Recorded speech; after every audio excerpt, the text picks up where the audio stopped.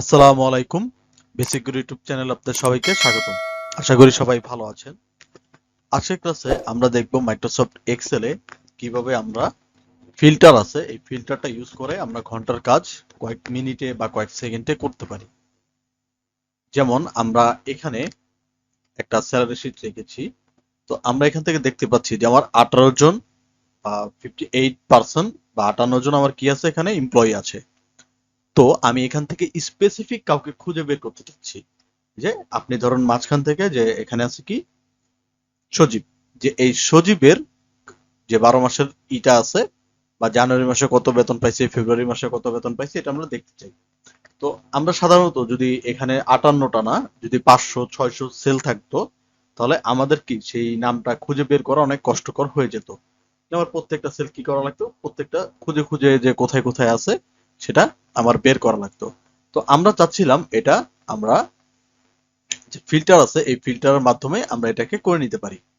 তো আমরা এখানে দেখতে পাচ্ছি যে আমার 1 থেকে 58 পর্যন্ত সিরিয়াল আছে এবং 58 জনের এমপ্লয়ি নেম আছে এবং এখানে জানুয়ারি, ফেব্রুয়ারি, মার্চ, এপ্রিল এভাবে ডিসেম্বর পর্যন্ত আমার মাস দেওয়া আছে, টোটাল দেওয়া আছে, ট্যাক্স এবং নেট স্যালারি। তো ধরেন আমরা এখান থেকে একজনের নাম দেখতে চাচ্ছি, সে নামের যা যা আছে মানে 12 মাসের নাম, ঠিক আছে, বা সে স্যালারি কত পেয়েছে, তার টোটাল কত, ট্যাক্স কত, এভরিথিং আমরা দেখতে চাচ্ছি। তো আমরা চাইলে এটাকে ফিল্টার করতে পারি। তাহলে আমরা প্রথমে চলে যাব আমরা ডাটা। তো যেহেতু আমার সবগুলো ডাটা, তো এখান থেকে আমরা এই যে শর্ট এন্ড ফিল্টারের মধ্যে যে ফিল্টার অপশনটা দেখতে পারবো।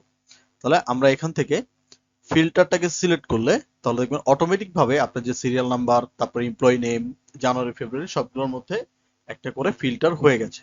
তো আমরা এখন জাস্ট এমপ্লয়ি নেম, এই এমপ্লয়ি নেমে যে ফিল্টার আছে এই ফিল্টারটাকে ক্লিক করব। ক্লিক করার পর এখান থেকে যে সিলেক্ট অল দেওয়া আছে এই অলটাকে আমরা উঠিয়ে নিব।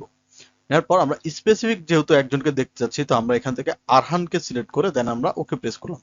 তাহলে এখানে আপনি শুধু কি আরহানের নামটা দেখতে পারবেন যে আরহান জানুয়ারি মাসে বেতন এত পেয়েছে, ফেব্রুয়ারিতে এত, মার্চে এত, এপ্রিলে এত।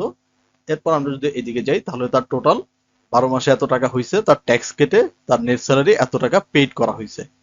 ঠিক আছে, তাহলে আমরা খুব সহজে আমরা এটা বের করতে পারি।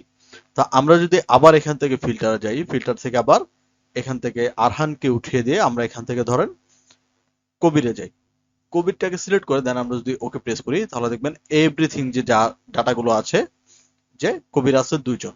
ঠিক আছে, যেহেতু আমার 2 জন আমি নিয়েছিলাম, তো এখানে 2 জনের যে টোটাল স্যালারি আছে 12 মাসের সেটা এবং তাদের টোটাল ট্যাক্স, ঠিক আছে, এরপরে নেট স্যালারি এভরিথিং সবকিছু এখানে দেখিয়ে দিয়েছে।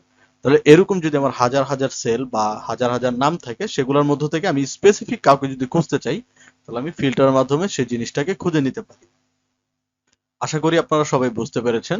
তাহলে আজকের ক্লাস আমরা এই পর্যন্তই রাখবো। যদি এরকম আরো অ্যাডভান্স যে সূত্র এবং শর্টকাট যদি শিখতে চান, তাহলে আমাদের চ্যানেলটিকে সাবস্ক্রাইব করে রাখবেন। সবাই ভালো থাকবেন, সুস্থ থাকবেন। আসসালামু আলাইকুম।